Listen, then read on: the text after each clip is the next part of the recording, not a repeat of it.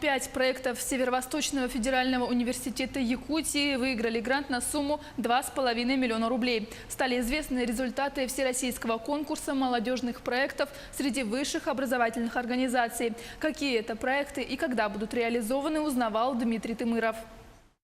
С 2011 года университет принимает участие в различных грантовых конкурсах по молодежным проектам. Ежегодно, благодаря этому, университет реализует около 10 проектов по различным направлениям. Этот год не исключение. 5 проектов стартуют с этого учебного года. Среди них я могу выделить молодежную IT-школу, которая пройдет в Чукотском филиале нашего университета в городе Анадырь.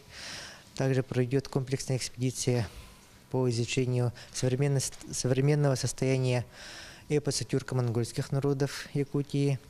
Будут проведены школы студенческого координационного совета, школа Лиги КВН ЦВФУ, а также проект по подготовке волонтеров зимней универсиады, который пройдет в марте 2019 года в городе Красноярск.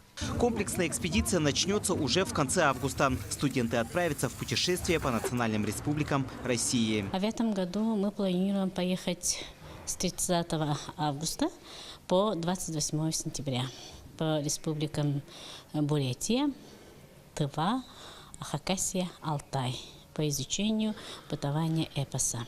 Такие экспедиции дают колоссальный опыт и научное сотрудничество с другими коллегами университетов.